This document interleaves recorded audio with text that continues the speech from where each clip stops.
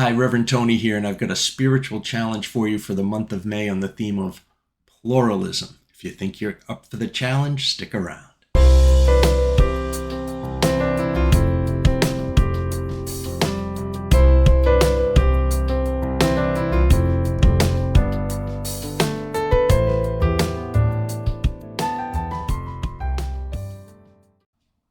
Before I get into this month's challenge, just a reminder that if you haven't done so, like, subscribe, follow, share this with other people, leave us a comment. Thank you so much. That really helps out a lot. So the theme for the month is pluralism. And although the month has really flown by and I haven't gotten this out till well into the month of May, it's a great little challenge for yourself that I want to offer to you as a way to gain a little bit of a broader understanding about people who are not like you. So the challenge has to do with identities and others. All of us have certain identities. There's things about us that make us who we are, and those give us a certain sense of identity as a person. I am a white, heterosexual, cis-gendered male who tends towards Christian spirituality and is a Unitarian Universalist. I'm college educated. I am married. I belong to many different kinds of groups by way of affiliation. I have a Portuguese American heritage. You have tons of identities yourself by background, education, connection, affinity, religion, language, ethnic origin. Get a sense of who you are. One tool for getting a sense of you as a person who has various different identities is identity mapping. There's a couple of links to identity maps in the description. Identity mapping allows us to see that there's a great pluralism within ourselves, that we have a number of different identities, each of us as individuals. You can think of identity in terms of family member status. You're the mom, the dad, the brother, the sister, the sibling, the aunt, etc. You can think of it in terms of what you do to make a living, your occupation, your work status, from social worker, engineer, clerk, artist, plumber, teacher, whether you have a job or not, you're unemployed. Race, Native American, Asian, white, Black, Latino, your national origin or ethnic background. Are you an American or Italian, or do you trace your family's history to be that of Italian or French or Nigerian or Chinese heritage? Political identity. Do you have a political group or party, say in the United States? Do you identify as Democrat, Republican, unaffiliated with the Green Party, as a socialist or a libertarian? Socioeconomic status is another way that we see ourselves in terms of identity. Are we wealthy, upper class, middle class, working class, poor, financially struggling? Our sexual orientation, gender identity, gender expression. Are you cisgendered or transgendered? Are you heterosexual or bisexual or homosexual or asexual? There's all different kinds of things in this great big mix in spectrum, and where do you see yourself? We identify by our physical ability and our mental health and other health issues. We might be a diabetic, we might be depressed, we might have some physical limitation that we can't move, or we use a wheelchair. All kinds of these things give us different identities to which we might see ourselves belonging. Religious affiliation or faith, whether the one you practice now, the one you grew up with, Muslim, Christian, Jewish, agnostic, atheist, Buddhist, pagan, so many. What generation do you belong to? Are you a baby boomer, a Gen Xer, millennial, Gen Z? What is your relationship status? Are you partnered? Are you married? Are you polyamorous? What is your identity in terms of how that is? Are you single?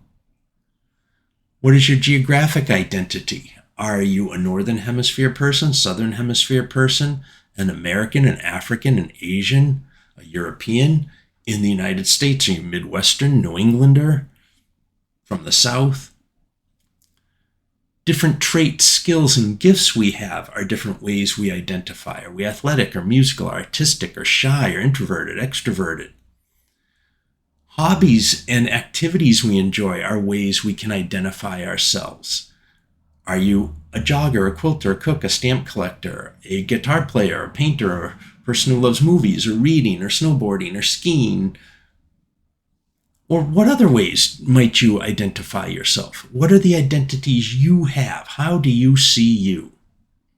If you do not see yourself as having one or more of these identities, chances are you're coming from a place where you have multiple social and political privileges that allow you to be immune from what it's like to be singled out, otherized, targeted, discriminated against, or treated otherwise unfairly for being seen by others as having a certain identity. It's like a person saying, I don't see color, because they don't want to be seen as a racist or a bigot. And yet not seeing color is problematic. It's actually a racist attitude, because people of color cannot escape the social and political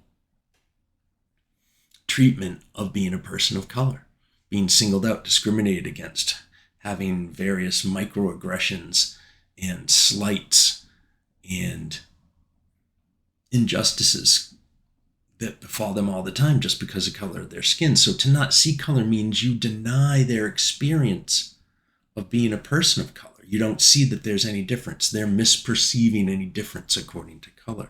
And that's just not true. In the same way, not seeing yourself as having a certain identity along any of these lines usually comes from a place where you are the dominant group or dominant identity in any cultural setting. For a male person to say, I don't identify as male, well, of course not. Male is the default in our society. I don't identify as white. Lots of people say they don't identify as white. But white is not the average, the normal, the blank slate. It is just as much an identity in group as any other. But since white is still, unfortunately, the default frame and lens in our society, it's more common for white people to not see the need or be troubled by the affiliation with all these different identities. We do have identities, whether we see them or not, whether we find them to be a valuable frame or not, they are. And we are treated differently and given different social and political privilege, and sometimes even different legal privilege because of them. So it's a really powerful exercise to take a look at which identities you hold, which you affiliate with, and to just even struggle with the idea that these identities are real and they affect our lives. Perhaps they should not. And when we finally get to a place where people are not discriminated against or treated unjustly or unfairly because of any of these different types of identities, maybe it won't be such an important thing to understand our identity map as such, but we're not there yet. So this is a useful experience in mapping your identity. And once you've mapped your identity and thought a little bit about what that means, maybe even struggled with it, then it's time to say, what's the world look like through the lens, through the vision, through the experience of someone who has identities other than mine? And for this, you may read about what it's like to be a different type of person, see the world from a different perspective. What's it like to be a woman if you're a man? What's it like to be a black person in our culture? What's it like to be a Muslim in our culture? What's it like to be poor? Or what's it like to be wealthy in a way that you don't really understand or maybe even yourself feel comfortable with? Who knows? Find something that intrigues you, seeing the world in a way that you are not. If you don't understand transgendered people, read memoirs by people who are transgendered. See some films. Look up resources. Get a sense of what the world is like from that perspective. There are all kinds of resources out there.